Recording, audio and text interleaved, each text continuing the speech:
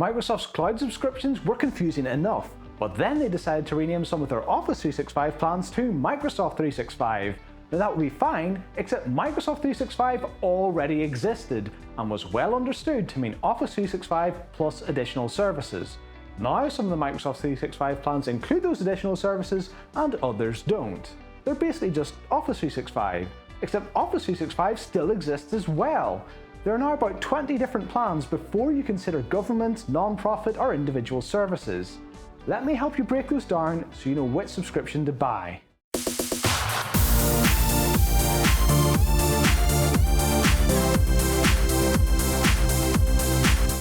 Welcome back to the Pro Tech Show, the place for tech tips and advice for IT pros and decision makers. To help you find the most cost-effective solution for you, I'm going to split the subscriptions into 5 categories. We've got home use, small business, enterprise, first-line workers, and I'll also do a bit in education. Now, as we go through the different plans, I'll introduce the different features as we go. First of all, let's start with the home subscriptions. As the name suggests, these are for personal use at home. The home subscriptions give you access to client apps, but you're not licensed for business use. Now, the client apps are the familiar Microsoft Office applications, your Word, Excel, PowerPoint, Outlook and the like, and their mobile equivalents. Now the mobile bit is a little bit interesting because you can download and use those mobile apps for free anyway. But once you get past the 10.1-inch screen size, they become read-only without a valid subscription. In addition to client apps, these plans also come with personal online storage in the form of OneDrive for Business, and you get 60 minutes of Skype time a month. Now the difference between the Microsoft 365 Personal Plan and the Microsoft 365 Family Plan is that the Personal Plan allows just one person to use it, whereas the Family Plan allows up to 6 people to use it. Now a point of note there, the limit is on actual people, not devices. If you want to know how these apps compare to the Microsoft Office 2019 apps, then I'll link a video at the end that does that comparison for you. Next up, we've got the small business tier. Now an important note here is that all of the small business plans include a 300 user limit. If you've got more than that many people, you're going to have to up at least some of them to an enterprise plan instead. The first small business plan we've got is Microsoft 365 Apps for Business. As the name suggests, this only includes the client apps. It's very similar to Microsoft 365 Personal in fact. You don't get the Skype minutes, but you are licensed for business use. Next, we've got Microsoft 365 Business Basic. Now this doesn't include any of the client apps, so no Word, no Excel, no PowerPoint, no Outlook, but you do get the cloud productivity services. So you get Exchange, you get SharePoint, you get Teams, OneDrive and the like. This gives you file sharing, document management, workflow, email, collaboration, unified communications, etc, etc. These are the core services that most people think of when they hear Office 365. But by the time you've looked through all of the services included, you'll probably find that you've covered most of the business services used by organizations today. Microsoft 365 Business Standard basically combines Apps for Business with Business Basic, so you get both the client apps and the cloud productivity services. Microsoft 365 Business Premium takes everything in Microsoft 365 Business Standard and adds on a few extras as well. The apps in Business Premium include shared computer activation. This bypasses the normal 5 computers per person limit. Now that's very important if your people share devices. For example, if they hot desk or they use different servers in a remote desktop or Citrix farm. Business Premium also includes virtual desktop access rights. This allows a user to access a virtual desktop running in Azure or in an on-premises virtual desktop infrastructure. Now to be clear, this does not give you a free desktop in Azure. You still have to pay for the desktop itself. This just scratches one licensing fee off the list in order to use it. Business Premium also includes what I'm going to call the Security and Device Management Services. Now this column in the table is essentially the E3 tier of Microsoft's Enterprise Mobility and Security Suite. As the name suggests, that is a security-focused selection of products aimed at securing your data and devices against the modern threat landscape. Enterprise Mobility and Security is not dependent on the cloud productivity services, but the two are complementary. The cloud productivity services make your data available to you almost anywhere. EM+S protects that data wherever it ends up. So if what I'm calling Security and Device Management is really Enterprise Mobility and Security E3, why not just call it that? Well, the reason I'm differentiating is that some of the Microsoft 365 plans include a subset of features that don't map directly to an EM+S product that you can actually buy. Microsoft 365 Business Premium is an example of this. It includes some, but not all, of the security and device management features. By way of warning, everything I'm saying here is to my knowledge correct at the time of recording, but I did a video about this about 6 months ago, and some of the plans I mentioned in that video no longer exist. So in 6 months, who knows, this might have changed again. If you want to be kept up to date, then go ahead and hit that subscribe button, because when Microsoft rename things again, I'll probably have to do another video. And if you're enjoying this one, then you'll probably enjoy some of my other content as well. Now we're moving up to the Enterprise tier, and here you're going to see the old Office 365 branding start to make a return. Now first up, we've got Microsoft 365 Apps for Enterprise. Just like Apps for Business, this gives you the client apps but no cloud productivity services. Compared to Apps for Business, Apps for Enterprise has no 300 user limit, it includes shared computer activation, and it enables a few additional features that are used by the higher tier cloud productivity services.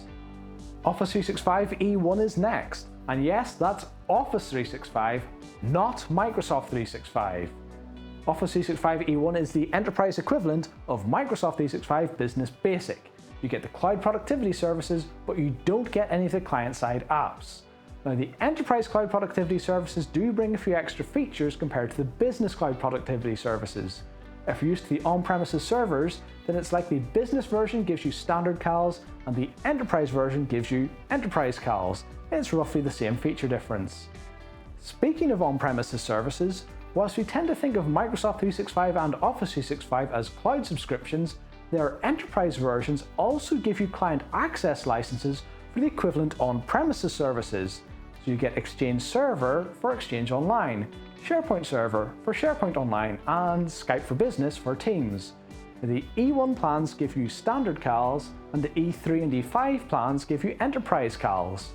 These come with the enterprise plans because large organizations are more likely to be running a hybrid infrastructure. And this is handy because it means you don't have to license your cloud services and your on-premises services separately. In fact, because Microsoft are really trying to push people towards their cloud services, quite often you can find that the cheapest way to license your on-premises services is actually to buy the cloud subscriptions, even if you don't intend on using the cloud services.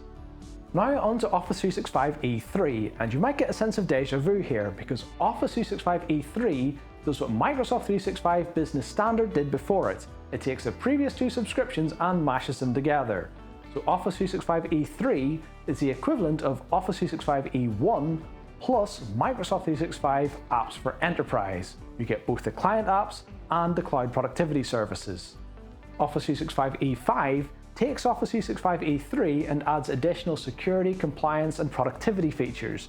Now, these extra security features are different from the ones further to right of the table that come from Enterprise Mobility and Security. These advanced features add additional layers of security and compliance controls specifically to the cloud productivity services. Unlike EM+S, you can't use these standalone. Some examples include zero-day protection for email attachments and automatic classification of documents. They also give you more advanced analytics and reporting, and they enable the use of telephony in Microsoft Teams. Still within the Enterprise tier, in addition to Office 365, E1, E3, and E5, we have Microsoft 365, E3, and E5, but not E1. If you find the numbering confusing, then remember this is the same company whose desktop operating systems go 7, 8, 10. The Microsoft 365 Enterprise subscriptions are essentially the same thing as the Office 365 Enterprise subscriptions with the same name, plus additional security services, plus Windows 10 Enterprise. The additional security services are the equivalent tier of Enterprise Mobility and Security, and the Windows 10 license is again the equivalent Enterprise tier as well. So, Microsoft 365 E3 equals Office 365 E3 plus Enterprise Mobility and Security E3 plus Windows 10 Enterprise E3, and Microsoft 365 E5 equals Office 365 E5 plus Enterprise Mobility and Security E5 plus Windows 10 Enterprise E5. The E5 subscription adds a few additional security features compared to the E3 subscription, such as Azure Advanced Threat Protection, Cloud App Security, and Windows Defender Advanced Threat Protection. Because both the E3 and E5 plans of Microsoft 365 come with full editions of Enterprise Mobility and Security, they also come with on-premises Windows Server CALs. Now add that to the on-premises productivity CALs you get from the included Office 365 subscriptions, and Microsoft 365 E3 and E5 are kind of like your one-stop shop for both on-premises and cloud services. Now we're on to the Firstline Workers subscriptions, and these are intended for people who only occasionally use a computer as part of their job. Now, as a result, they're a lot cheaper than their enterprise equivalents, but also a lot more limited. Now the first of these is Office 365 F3. You might have expected Office 365 F1, but that doesn't exist. Now confusingly, at the time of recording, F1 does exist and F3 doesn't exist, but by the time this video goes live, they'll have swapped around. That's because Office 365 F1 is being renamed to Office 365 F3. It's not a new subscription, it's F1 just renamed. The reasons will become clear shortly, but for now let's talk about what an Office 365 F3 license actually gives you. A user with an F3 license can access the same sort of services as a user with an Office 365 E1 license, but they can only use the web apps. They can use the mobile apps as long as their screen size isn't any bigger than 10.1 inches, but they can't use the desktop apps at all. They do get an Exchange Online mailbox, but it's limited to 2 gig in size and they can't use Outlook with it. They can join Teams meetings, but they can't create meetings. So it wouldn't really be suitable for a normal desk-based worker, but it is roughly half the price of E1. In addition to Office 365 F3, you've also got Microsoft 365 F1 and F3. Now there's a similar story going on here. The current Microsoft 365 F3 is the old Microsoft 365 F1 that's been renamed, and the current Microsoft 365 F1 is a new subscription. Are you getting confused yet? Well, the Microsoft 365 F3 that exists now is the equivalent of the Office 365 F3 that exists now, plus additional security services, plus Windows 10 Enterprise and virtual desktop access. Microsoft 365 F1 is a new and even more limited subscription. As with all of the Firstline subscriptions, the cloud productivity services are stripped down, but this time you only get some of them. So you do get SharePoint and Teams, for example, but you don't get Exchange, so no email. You do get the additional security services that come with F3, but you don't get the Windows licenses. Microsoft 365 F1 is the reason that Office 365 F1 got renamed to F3. Microsoft wanted to introduce a new lower tier Microsoft 365 subscription, but they'd already used the F1 name, so they had to bump that one up to F3. Now that left them with an Office 365 F1 subscription with more features than the Microsoft 365 F1 subscription, so they had to bump that one up as well because remember Microsoft 365 is supposed to be the more premium brand. The final tier of subscriptions that I'm going to briefly mention are the education ones. Now these all use the letter A in their name. You can remember it as E for Enterprise, F for Firstline, and A for Academic. Now I'm running out of space in the table here, but the education plans all roughly line up as free or heavily discounted versions of Enterprise equivalents. You've got A1 for E1, A3 for E3, A5 for E5, and you've got the Microsoft 365 and Office 365 variants. They don't line up exactly though. There are some education specific features that you won't find in other plans, and when we talk about A1, these days it might well be A1+, which is an additional license that also includes the client apps. The on-premises access rights work a bit differently as well. You don't get them with the Office 365 plans, but with the Microsoft 365 plans, not only do you get the CALs, you also get server licenses. A word of advice. With all of these product suites, the higher tiers can represent really good value compared to buying all of the services individually. But that only works if you actually use the services.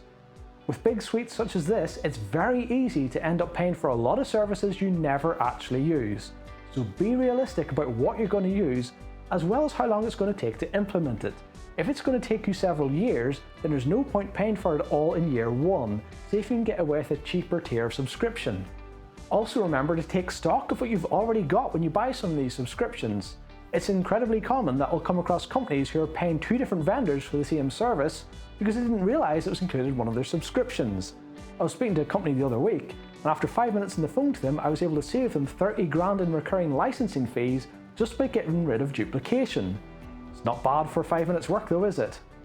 If you want to check out any of the Office or Microsoft 365 plans in greater detail, or if you want to see current pricing, then I'll put links in the video description.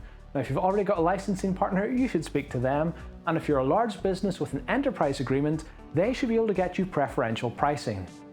Hopefully that helps you understand where the current range of Microsoft Cloud subscriptions fits together. If you've previously seen my older video about Microsoft 365 versus Office 365, then let me know what you think of the format change.